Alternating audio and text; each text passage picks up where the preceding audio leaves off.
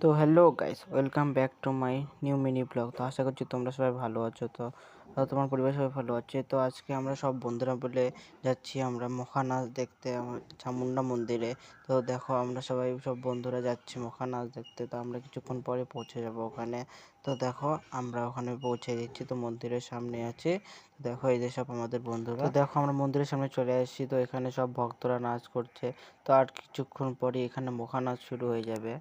তো তোমরা দেখো, তো মখা নাচ শুরু হয়ে গেছে। তো এটা এখানকার ছোট মা। তো দেখো